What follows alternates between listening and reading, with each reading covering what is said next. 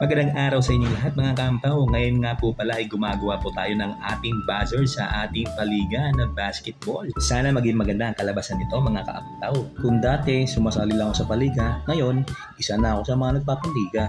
Alam nyo naman, hindi habang buhay malakas tayo, kaya ngayon kung dati sumasali tayo ng mga paliga, ngayon nagpapaliga na lang tayo. Masakit man ang katotohanan pero kailangan natin tanggapin. Isang beses lang ira ng isang player, kaya tanggapin na natin.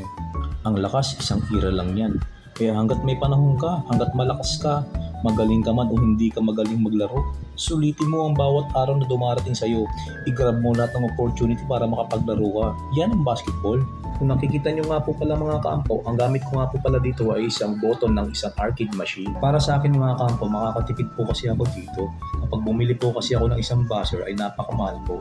Nagkakalaga po siya ng 3,000 hanggang 5,000 piso. Ayan nga po mga kaampo, unti-unti ko na nga pong pinagdidikit yung kanyang wiring upang mapatunog na nga po natin itong ating DIY buzzer para sa ating gaganating liga ng basketball. Nabili ko nga lang pala itong busina mga kaampo sa Lazada at nagkakahalaga nga po pala ito ng 330 pesos. At ang ating arcade button mga kampaw ay nagkakahalaga lang po ng 15 pesos. At ang kanyang functional po mga kampaw ay nagkakahalaga din po ng 15 pesos. Hindi ko na nga po pala isa-isahin sa inyo mga kampaw ang mga nagastos ko rito. Pero ang total budget ko nga po pala dito mga kampaw sa paggawa ng ating DIY buzzer ay nasa 500 pesos.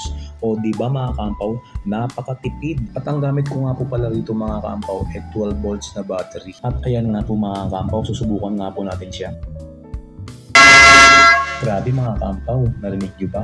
Napakalakas. At ito na nga po pala mga kampaw ang finished product ng ating button ng ating buzzer. Yan po mga kampaw, napakaganda po. Sulit po ang ating pagod. Ano pang hinihintay nyo mga kampaw? Subukan na natin.